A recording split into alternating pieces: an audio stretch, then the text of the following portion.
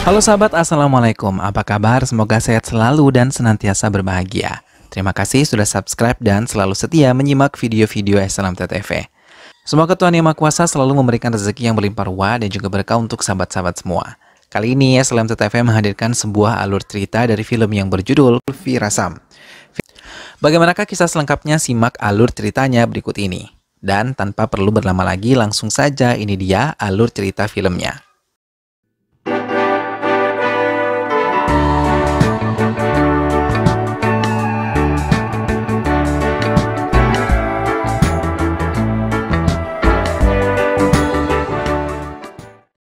Awal cerita di sebuah desa di mana di tempat persidangan sedang memperdebatkan masalah sebuah perayaan festival Tamil. Mereka dari geng lawannya Toku Durai tidak setuju dengan festival tersebut, namun geng Toku setuju. Dan di saat itu Toku belum hadir dalam persidangan tersebut. Tak lama saat mereka saling adu argumen, Toku muncul mengenakan mobilnya saat masuk ke ruangan dan semua orang dengan hormatnya menyambut Toku. Saat Toku berbicara, mereka semua benar-benar terdiam dan menghormati Toku. Keputusan pun akhirnya akan diadakan festival Tamil tersebut. Geng lawan pun siap untuk membantu acara tersebut. Toku adalah seorang ketua yang sangat dihormati di desanya. Semua orang segan dan menghormati Toku. Bahkan di semua hal di desa itu, Toku sangat ditakuti juga karena Toku menjaga kestabilan desa dari berbagai kejahatan preman-preman. Di saat perayaan digelar, di sana semua orang sangat terlihat bahagia. Saat ada acara di mana mereka harus bersama pasangannya, namun Toku tak bersama pasangannya dan hal tersebut justru memicu sebuah kesedihan para paman adik bahkan nenek Toku. Nenek Toku mengatakan, sudah 10 tahun, hampir 12 tahun kau ditinggalkan istrimu. Apakah kau sedih akan hal itu? Namun Toku yang ditanya tak menampakkan kesedihan. Aku tahu wajahmu tersenyum namun hatimu sangat menderita. Kau membuat semua orang bahagia namun dirimu sendiri sedang menderita. Begitu kata neneknya. Para saudara-saudara Toku akhirnya memberikan sebuah ide untuk datang menjemput istrinya di Mumbai dan mengobati rasa rindunya. Toku berpikir dan akhirnya Toku yang ditemani oleh Merit dan Rosamani pergi ke Mumbai. Di sana mereka menaiki kereta menuju ke Mumbai. Saat di kereta, Toku Durai yang berdiri di depan pintu kereta menikmati hujan. Merit dan Rosamani datang menemui Toku dan meminta kepada Toku untuk menceritakan cerita masa lalunya dulu 10 hingga 12 tahun yang lalu. Dulu Toku merupakan orang muda yang sukses di desanya, bahkan preman yang sangat ditakuti oleh semua orang di desanya. Saat itu Toku sedang mengejar preman. Dan saat itu ia membuat sebuah mobil berhenti, ternyata itu adalah rombongan dokter yang akan bertugas untuk desa di tempat Toku. Di sana Toku kemudian menghajar preman-preman itu karena telah membuat arak ilegal di desa tersebut.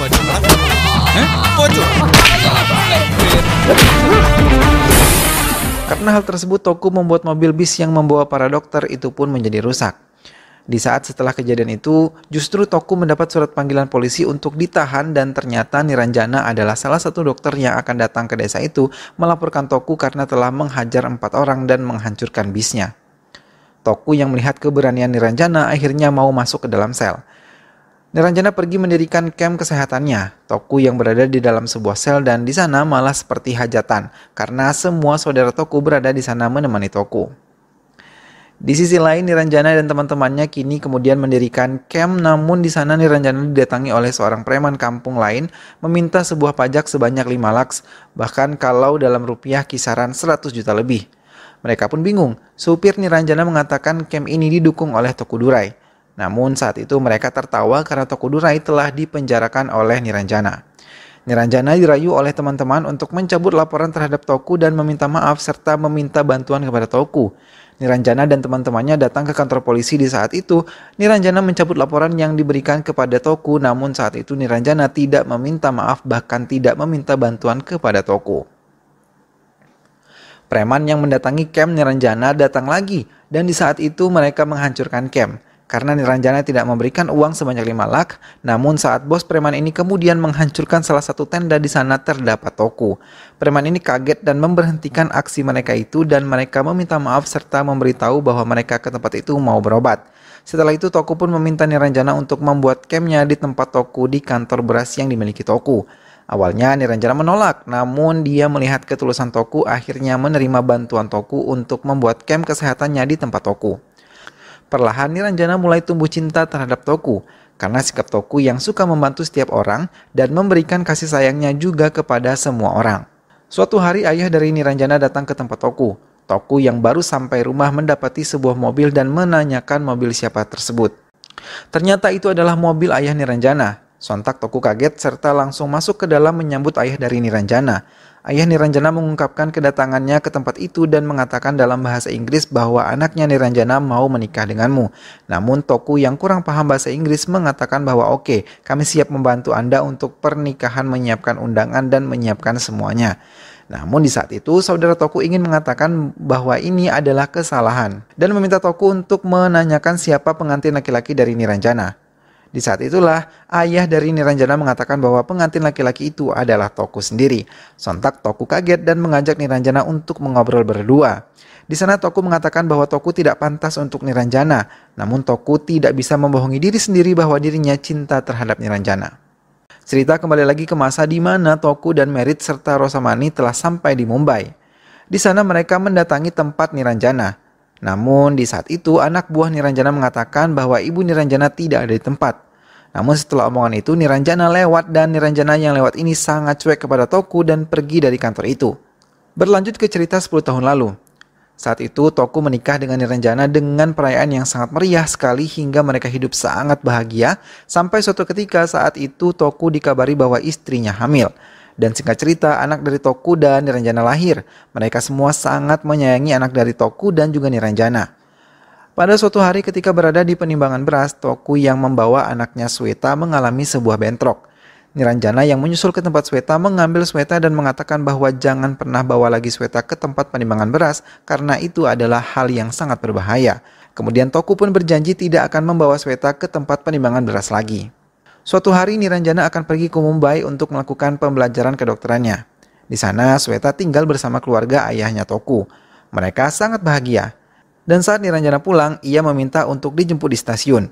Namun sayang ketika di perjalanan mereka dicegat oleh musuhnya Toku.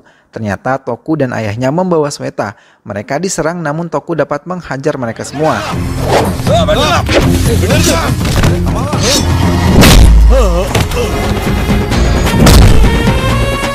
Namun sayang Sweta saat itu terkena sambit dan tidak disadari oleh Toku. Toku yang kemudian mendatangi stasiun namun Niranjana tidak ada di sana. Akhirnya Toku dan ayahnya pulang membawa Sweta saat sampai di rumah. Niranjana mengambil Sweta, namun kepala Sweta lemas. Ternyata di sana baru diketahui bahwa kepala Sweta telah disambit oleh musuhnya tadi. Tanpa pikir panjang mereka membawa Sweta ke rumah sakit dan di sana Sweta mendapat perawatan. Dari situ Niranjana merasa tidak tahan akan apa yang dialami dan mengatakan kepada Toku bahwa dia akan membawa Sweta ke Mumbai untuk menghindari semua ini. Ia meminta agar jangan pernah mengganggu hidupnya lagi. Dari situlah kecuekan si Niranjana kepada Tokudurai terjadi. Cerita pun kembali ke masa saat ini. Saat itu Toku mengetahui bahwa Niranjana telah tidak memedulikannya. Tidak ada harapan untuk mereka bisa bersatu kembali. Toku kemudian pergi ke terminal untuk pulang ke kampungnya. Di mana saat ini Sweta sudah beranjak dewasa dan saat itu Sweta yang mau pulang kampung ke rumah kantor ibunya. Ketika di jalan Sweta dikejar oleh preman-preman yang tidak tahu itu siapa dan Sweta menelpon ibunya. Ternyata justru supir dari Sweta meninggalkan Sweta di pinggir jalan dengan mobilnya. Niranjana kemudian menelpon Tokudurai dan mengatakan apakah ini cara Anda untuk mengambil Sweta darinya? Dia berada di sebuah jalan sedang dikejar preman. Toku yang merasa tidak melakukan apa-apa tahu bahwa Sweta sedang dalam bahaya. Akhirnya Toku menyusul Sweta di tempat itu dan saat datang akhirnya Sweta diselamatkan oleh Tokudurai. Preman-preman itu dihajar oleh Toku hingga KO.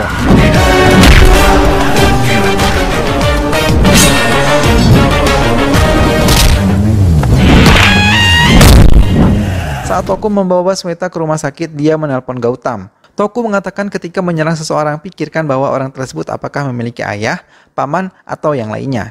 Sweta kemudian dibawa ke rumah sakit oleh Toku dan di sana Toku mendapati bahwa Sweta akan ada pertandingan lari 100 meter. Sweta telah mempersiapkan ini dari 2,5 tahun yang lalu, namun ibu Sweta justru tidak memberikan respek yang baik akan hal tersebut. Di sana Toku mengatakan bahwa dia ingin menjadi bodyguardnya Sweta hingga 10 hari kemudian sampai pertandingan Sweta selesai. Toku pun berjanji tidak akan mengungkap kalau dirinya adalah ayah dari Sweta. Keesokan harinya Toku datang ke rumah Niranjana dan tinggal di sana untuk menjadi bodyguardnya Sweta.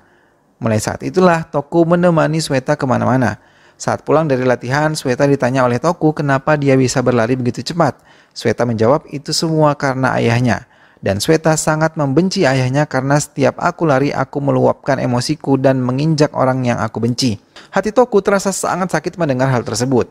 Namun Toku mengontrol emosi. Toku kemudian keluar dari mobil. Shweta tersenyum dan mengatakan apakah boleh ia main hujan. Toku pun kemudian mengajak Shweta main hujan. Mereka bermain dan juga bersenang-senang dan justru sehingga emosi Toku terobati dengan kondisi itu. Saat pulang ke rumah, Toku dan Shweta kena marah oleh Niranjana. Dan di sana mereka diinterogasi oleh Niranjana. Namun hal itu justru membuat Toku senang dapat merasakan hangatnya cinta lagi. Walau diomoli Niranjana, dia tidak peduli, namun saat itu Toku berpikir bahwa ada yang akan membunuh anaknya, tetapi Toku tidak tahu siapa dia. Di sisi lain, Gautam mendatangi kantornya dan dia mendapati sebuah informasi bahwa Shweta telah dilindungi oleh ayahnya selama ini. Mengetahui semua informasi terkait Tokudurai bahwa Tokudurai dari desa kecil dari selatan Tamil Nadu, nampaknya si Gautam justru meremehkan si Tokudurai. Malam itu saat Shweta akan pergi ke pesta dan menelpon ibu meminta izin untuk pergi ke pesta teman baiknya, namun di saat itu ibunya tidak mengizinkan Shweta. Tapi dia berbicara kepada Toku dan Toku mengizinkannya untuk pergi ke pesta. Saat di perjalanan, Toku mengetahui bahwa dia diikuti. Karena Toku tahu bahwa ada orang yang akan membunuh Shweta, saat sampai di pesta, Toku berbicara dengan saudaranya yang ada di pesta bahwa Toku harus melibatkan Shweta untuk mengetahui siapa yang akan membunuhnya. Dan di saat itu benar saja para preman berdatangan untuk membunuh Shweta, dan di saat Toku menghajar dengan diam tanpa diketahui oleh Shweta,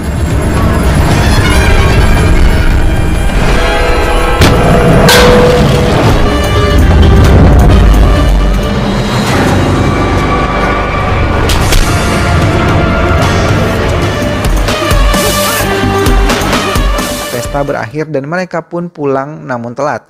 Lagi-lagi ibu Shweta marah akan hal tersebut. Namun Shweta dan Toku sudah sepakat akan memiliki jawaban yang sama apabila ditanya oleh ibunya. Akhirnya Shweta lari dan istirahat pada malam itu. Toku mencari tahu identitas preman itu dan Toku menemuinya di sebuah tempat gula dan di sana Toku masuk lalu menghajar preman itu hingga memberitahu siapa yang menyuruh dirinya membunuh Shweta. Setelah mendapatkan siapa pelaku, maka malam itu juga Toku beserta Mary dan juga Rosemani mendatangi laki-laki ini saat di sebuah ranjang, lalu mereka membangunkannya dan menanyakan siapa dalang yang akan membunuh Shweta. Namun di saat itu dia tidak mau mengaku hingga Toku membuat kepalanya dicelupkan ke dalam bathtub. Hingga akhirnya dia memberikan sebuah nama, Gautamlah yang meminta semuanya. Keesokan harinya di kantor Gautam saat semua orang sedang beraktivitas di kantor itu, Rosamani membuat alarm kebakaran berbunyi. Hingga saat itu kemudian mereka semua keluar dari gedung tanpa terkecuali si Gautam. Dan di sana Gautam justru dibawa oleh Rosamani ke sebuah kedai teh. Kemudian di sana sudah ditunggu oleh Tokudurai. Diajaklah ngobrol si Gautam ini oleh Tokudurai terkait masalah pembunuhan anaknya dan di sana Gautam malah mengancam bahwa kau tidak tahu aku siapa, aku pemilik perusahaan terbesar dan terkaya di tempat itu, sedangkan Anda adalah orang kampung biasa. Namun Toku tidak gentar sedikit pun dengan gertakan Gautam. Justru Toku mengatakan, jangan pernah lagi berniat membunuh anakku, atau jika tidak Anda akan mati. Lalu Gautam pun pergi dari tempat itu. Keesokan harinya di kantor Gautam sedang mengalami masalah di mana poin sahamnya sedang turun 47 poin. Dan itu terjadi karena ada seorang yang mengambil proyek yang harusnya proyek itu adalah miliknya. Kemudian Gautam memerintahkan untuk membeli semua saham mereka walau mendapat kerugian. Gautam yang memasuki kantornya mendapati anaknya yang membawakan sebuah piala kemenangan. Gautam senang melihat anaknya itu. Ternyata Gautam selalu menginginkan anaknya ini menjadi juara dalam hal apapun, baik dalam kelas ataupun dalam kompetisi. Suatu ketika pelatih anaknya memberitahu bahwa Neha anaknya ini tidak bisa mengikuti pertandingan apabila waktu yang dicapainya tidak mencukupi. Dari situ Gautam justru mendiamkan anaknya dan tidak mau berbicara kepada anaknya itu. Karena hal tersebut Neha yang merasa didiamkan oleh ayahnya terus berusaha untuk membuat ayahnya berbicara. Akhirnya ayahnya mau berbicara dan saat itu ditunjukkan semua medali dan prestasi ayahnya. Bahwa ayahnya adalah juara nasional, bahkan menjadi pebisnis terbaik nomor 1 saat ini di Mumbai. Dan Gautam pun mengancam anaknya apabila dia tidak memenangkan pertandingan, maka Gautam tidak akan mengakui Neha sebagai anaknya. Neha yang merasa terancam oleh ayahnya pun akhirnya di saat penentuan siapa saja yang akan berangkat lomba lari internasional, Neha masuk klasifikasi. Di sana Neha kemudian menelpon ayahnya dan mengatakan bahwa dia lulus klasifikasi, disambut Neha siap-siap akan pulang. Di saat itu Shweta datang. Neha yang mengetahui Shweta datang, maka Neha berdiri namun ada yang terjatuh. Yang terjatuh adalah suntikan dan sebuah botol kecil hormon. Shweta kaget bahwa Neha menggunakan kecurangan dalam meraih klasifikasi. Shweta kemudian melaporkan hal itu kepada pelatih dan mengatakan bahwa Neha menggunakan semacam doping untuk bisa masuk klasifikasi. Ayah dari Neha mendengar kejadian tersebut dari telepon yang belum dimatikan oleh Neha saat itu. Karena frustrasi, akhirnya Neha loncat dari sebuah ketinggian dan sebelum itu Neha menelpon Gautam lalu mengatakan maaf kepada ayahnya bahwa dirinya telah gagal. Neha kemudian masuk rumah sakit dan dokter mengklaim bahwa Neha akan mengalami sebuah kelumpuhan karena saraf ari Neha terkena saat kecelakaan loncat itu.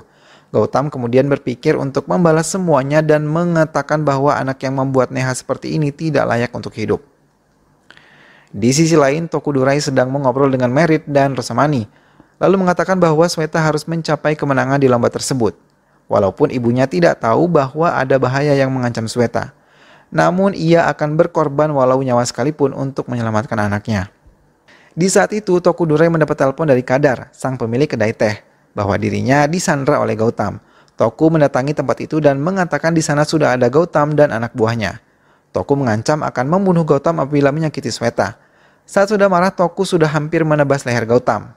Namun di saat itu, anak buah Gautam mengatakan bahwa Sweta sedang bermain sepeda di jalanan. Dan mereka mengejar, lalu yang mengejar itu mereka bertujuh. Toku yang mengetahui hal tersebut menyusul Sweta. Sweta yang berlari dikejar para preman suruhan Gautam memasuki sebuah tempat dan terpojok. Saat akan dipukul oleh preman, di saat itulah juga Tokudurai datang menahan pukulan preman ini dan menghajar semua preman itu lalu menghabisi mereka.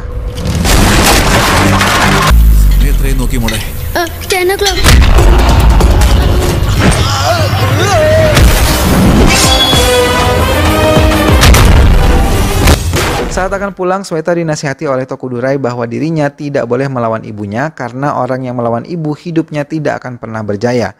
Saat ibu yang telah menunggu akhirnya bertemu dengan Sweta, mereka bertiga pulang ke rumah. Saat di dalam mobil, Sweta mengucapkan maaf kepada ibunya dan ibunya tertegun akan hal itu.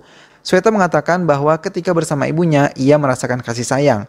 Namun ketika bersama dengan Toku, di saat itu Sweta merasa dirinya aman. Mereka semua terdiam akan hal itu dan mobil melaju hingga mereka sampai ke rumah. Neha yang berada di rumah sakit ternyata saraf neurologi yang terjadi gangguan dan membutuhkan waktu 3 bulan untuk bisa memulihkannya. Namun tidak bisa sembuh secara total. Di sisi lain, Tokudurai bersama Sweta dan juga ibu Sweta pergi untuk pertandingan Sweta. Namun di saat itu Sweta merasa sedih ketika Toku mengatakan dirinya banyak saudara, namun Sweta hanya sendiri. Maka Toku mengambil teleponnya dan mengatakan anggaplah saudaraku juga merupakan saudaramu. Dengan gembira, Sweta menelpon nenek di kampung dan sebetulnya mereka itu adalah nenek kandung Sweta. Hal itu dilihat oleh ibu Sweta langsung dan Tokudurai dipanggil oleh ibunya Sweta.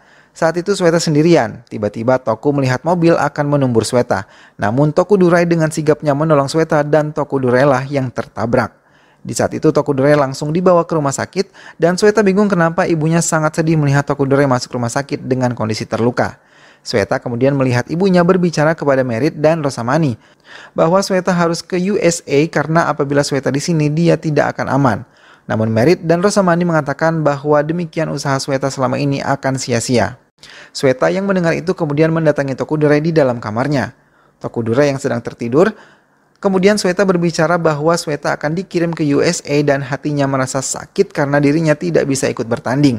Namun Sweta pun mengatakan akan lebih sakit apabila melihat sakit yang paman derita karena dirinya.